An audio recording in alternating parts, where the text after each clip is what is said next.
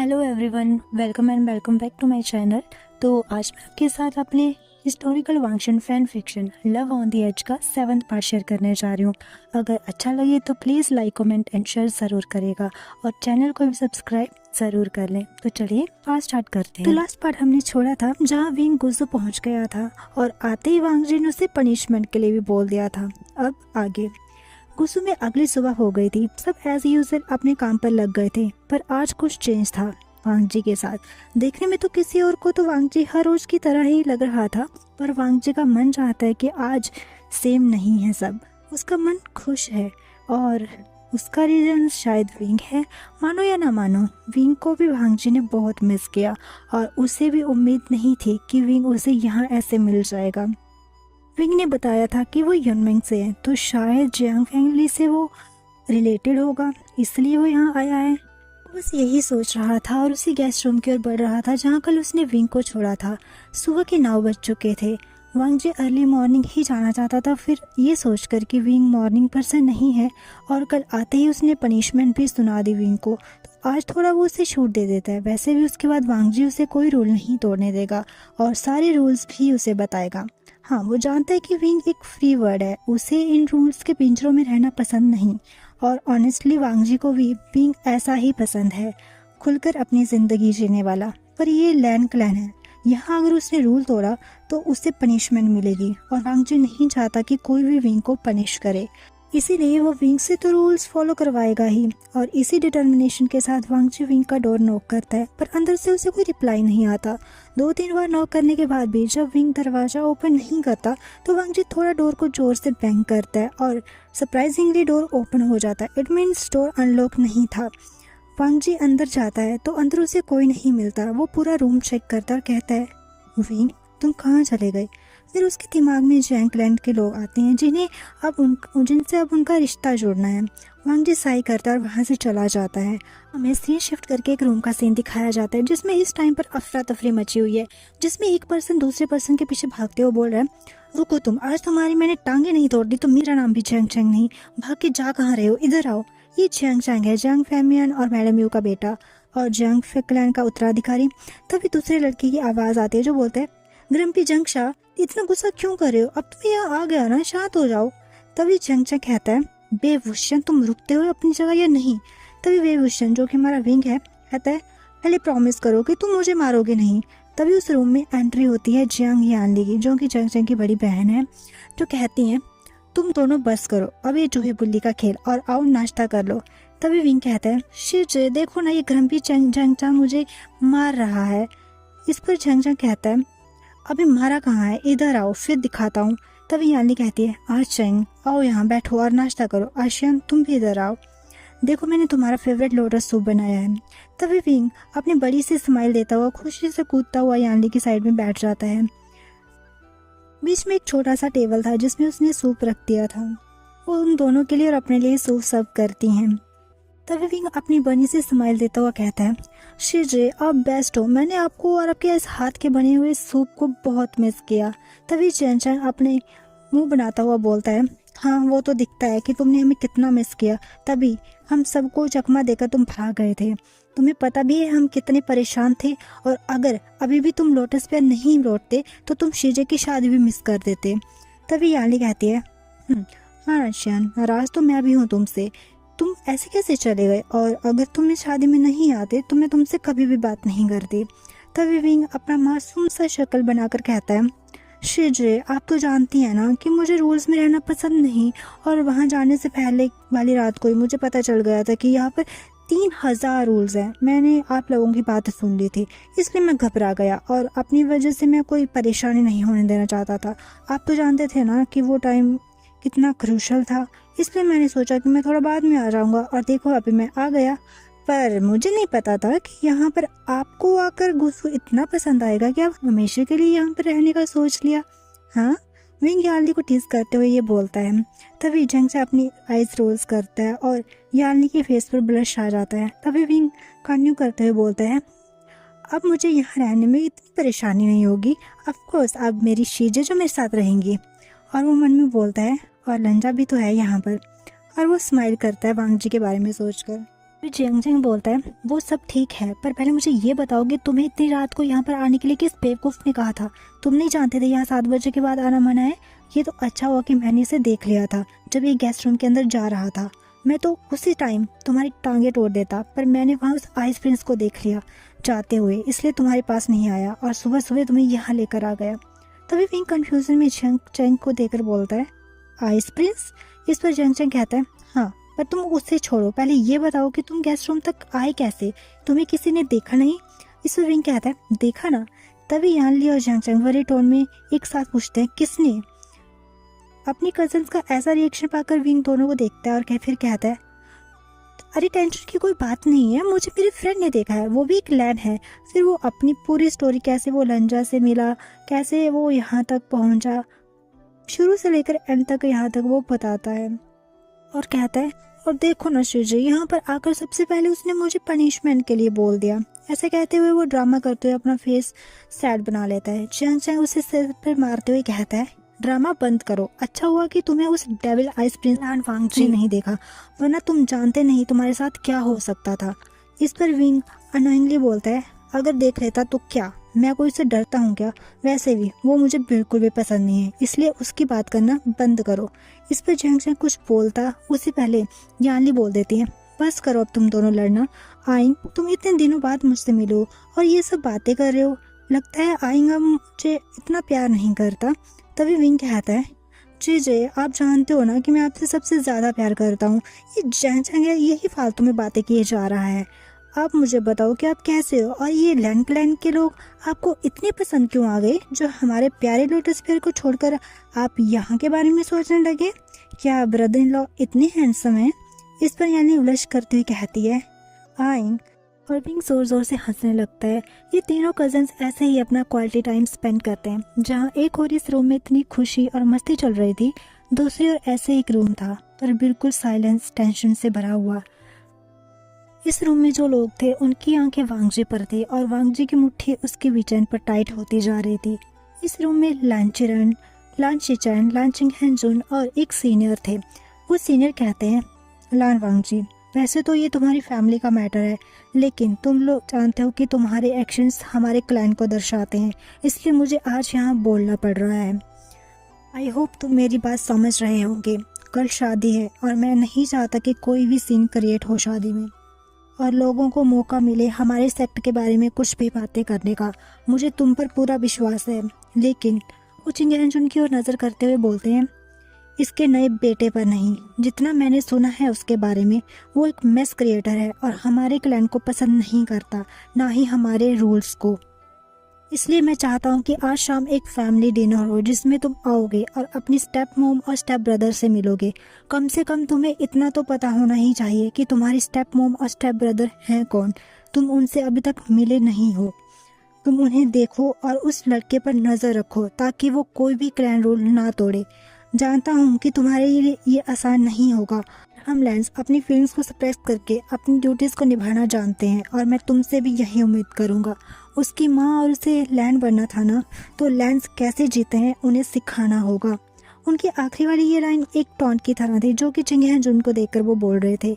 चिंगेजुन की भी मुट्ठी टाइट हो गई थी पर वो चुप रहते हैं। तभी वांगजी अपनी चुप्पी तोड़ते हुए कोल्ड आवाज़ में बोलता है मैं अपनी ड्यूटीज़ को ज़रूर निभाऊंगा। और वो इतना कह के सबको बो करके वहाँ से चला जाता है।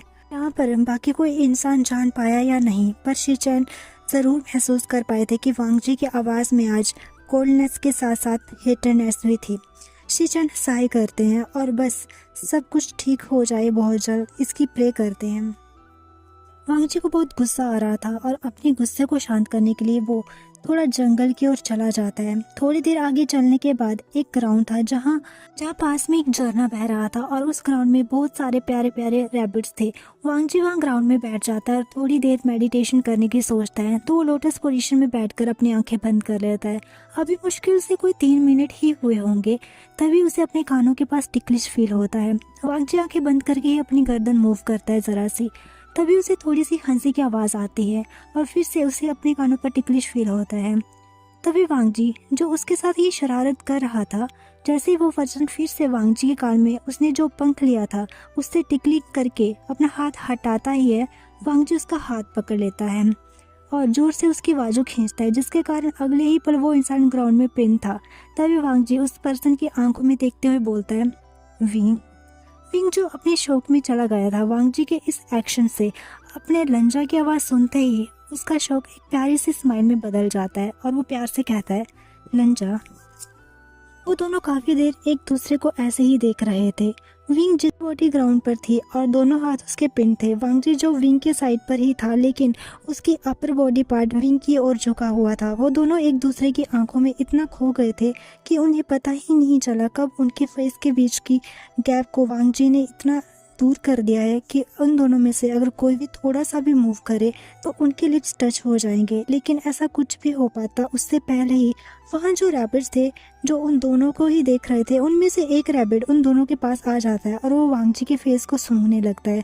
उससे वांग जी अपने होश में आ जाता है और उसी के साथ विंग भी। वो जल्दी से उठकर बैठ जाता है और विंग भी साथ में ही बैठ जाता है। दोनों के बीच एक ऑकवर्ड साइलेंस था जो विंग से अब बर्दाश्त नहीं हो रहा था और वो इस ऑकवर्डनेस को तोड़ते हुए कहता है, लंजा, तुम्हारे इस गुस्सों में सबसे ज़्यादा पता है मुझे यही जगह पसंद आई, क्योंकि देखो यहाँ पर कितने सारे रैबिट्स हैं। मैं तो सोच रहा था कि यहाँ मैं बिना नॉन वेज खाए कैसे रहूँगा, लेकिन देखो किससे पता था कि मेरा शिकार तो मुझे इतनी आसानी से मिल जाएगा। अब यहाँ से बिना मेहनत किए मैं रैबिट्स लेकर रोस्ट करूँगा। वांग जी विंग की इस बात पर उसे घूर कर देखता है और वो रैबिट जिसे विंग ने जबरदस्ती अपने हाथों में लिया हुआ था, हाँ जबरदस्ती, क्योंकि वो रैबिट विंग के हाथों से बाहर निकलने की पूरी कोशिश कर रहा था, लेकिन विंग तो उसे जाने ही नहीं दे रहा था। लेकिन वांग जी विंग से वो रैबिट छीनकर सिक्योरली अपने बाहों में ले लेता है, मोर लाइकली छुपा लेता है विंग की उन शिकारी नजरों से और कहता है, क्लर रिसेस में एनिमल हंटिंग मना है। विंग वांग जी के इस एक्शन पर जोर जोर से हंसने लगता है और कहता है, लंजा ओ लंजा, मैंने तुम्हारी इन क्यूट हरकतों को बहुत मिस किया। ये सुनकर वांग जी के कान रेड हो जाते हैं। वांग जी विंग को ग्लेयर करता हुआ कहता है, रिडिकुलस। इसे सुनकर तो विंग और ज़्यादा हंसने लगता है। तभी वांग जी कहते हैं, ये रैबिट्स मेरी माँ ने पाले हैं। मोम को रैबिट्स बहुत पसंद थे। मैं और माँ अक्सर यहाँ आया करते थे। मोम के जाने के बाद अब मैं ही इन रैबिट्स का ख्याल रखता हूँ। ये रैबिट्स मुझे मेरी मोम की याद दिलाते हैं और जब भी मैं यहाँ आता हूँ तो मुझे ऐसा लगता है कि वो मेरे साथ ही हैं। विंग देखता है कि वांग जी ये सब कहते हुए इतना हैप्पी और पेन दोनों में है। बेशक उसका चेहरा कुछ भी नहीं बता रहा, लेकिन उसकी आंखें उसका हर इमोशन विंग को फील करवा रही हैं। एक महीने में विंग वांग जी के हर इमोशंस को अच्छे से समझ गया है और विंग ये भी समझ गया है कि उसे लंजा से प्यार हो गया है, वो भी बहुत ज़्यादा। और शायद उसी प्यार के कारण आज विंग वांग जी के इमोशंस समझ पाता है। उसकी दोस्ती प्यार में कब बदल गई उसे खुद नहीं पता, पर अभी वो लंजा के लिए जो फील करता है वो सिर्फ दोस्ती तो नहीं, प्यार है। विंग भी वांग जी को अपनी इमोशनल आंखों से देखता हुआ उसके हाथ पे हाथ रखता है। वांग जी जो रैबिट की पीठ को सहला रहा था, विंग का टच महसूस होते ही उसका हाथ रुक जाता है। वो विंग को देखता है जो उसी की ओर देख रहा था काफ़ी सारे इमोशंस को लिए। विंग कहता है, तो आज से मैं भी हमेशा तुम्हारे साथ इन रैबिट्स का ख्याल रखूंगा लंजा।